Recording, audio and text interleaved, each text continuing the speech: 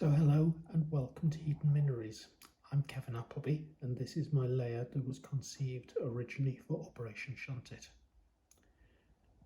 Sadly, it's nowhere near as complete as it should be. As yet, the track is unballasted and a lot of the scenery is unfinished. The layout works. You can see there's a station building. At the moment it's temporarily in position. It's probably just slightly higher than it actually should be at the moment. And there's a major project in place right now, building the retaining walls either side of the station. The station is set in a cutting and it follows the classic Minories design of Cyril that it first appeared in the Railway Modeller back in 1957. The idea being that you could have a very small station, and because it was in a cutting, it would be convincing that it would actually exist in that sort of space, rather than a country branch line where space really wasn't at a premium and it could sprawl all over the place. Now, the original Minories design was a double O gauge scheme. At the point that it was designed, well, N gauge wasn't really a thing. But as you can see, Minories actually fits very nicely within the baseboard size for a layout in a box. There's double track entering from the fiddle yard. The fiddle yard's yet to be built. That was outside the scope of what actually fitted in the box, so that'll come along after Operation Shunt It. And double track goes out into a 4-road terminus station. Now, in our scenario, the station's shut. It's partly under demolition, so the ramps that would lead from the doors down to the platforms we're assuming have already been demolished. The station itself will be demolished very shortly.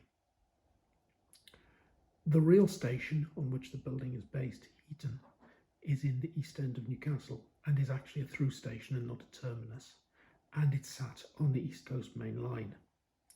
The real Heaton closed in August 1980 when the Tyneside suburban service was replaced by the Tyne and Wear Metro. They're in the real station, the platform with the Mark II coaches on it and with all the parcels vans at the rear, they would be the up and down lines of the East Coast Main Line, while the Class 31 is in one of the two roads in the real station that would have carried the suburban services. Now, one of the things about this is that those suburban services were originally electric, and the lines through this station were electrified in 1904. Whether we'll ever electrify any of this remains to be seen, but the layout's been built in such a way that it can run as Minories in the terminus station, but where the bridge is here, the layout could be taken apart in the future, and that bridge would represent the entry of a through station into the fiddle yard. And at the other end, there's deliberately no back scene, so that another board could be added beyond the station building itself, and the remainder of the station and an exit under a further road bridge into a fiddle yard at the other end. So the layout works. Electrically it's complete. The layout will be DCC, but at the moment none of the stock is actually chipped. So for the time being, we're hooked up to our trusty, almost 50-year-old H&M Duet, which I got as a Christmas present when I was a teenager. Still works absolutely fine, and we can see that quite simply we can power up our 31. We can give it a little bit of help to couple up to the wagon. We'll set the points in the right direction so we can take these.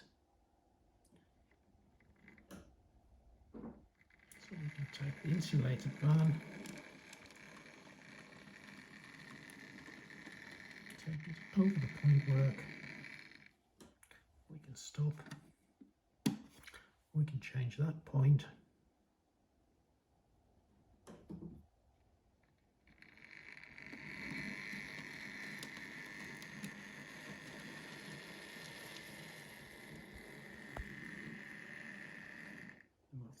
into that siding,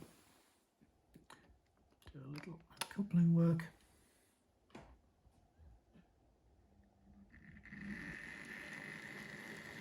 Move the locomotive forward again.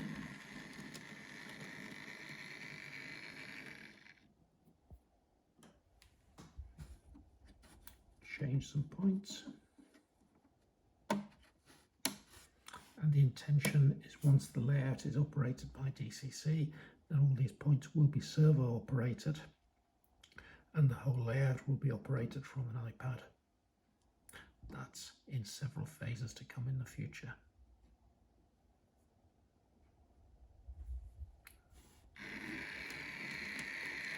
You can see we're into the centre platform. We can pick up the parcels vans. And we want to depart out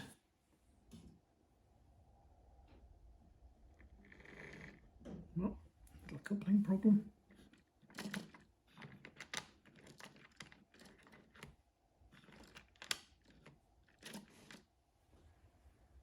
Couple up nicely.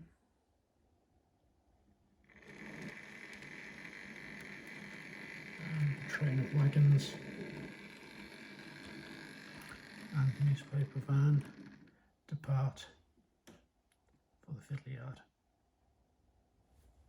So, as I say, there's still a lot to do around Heaton.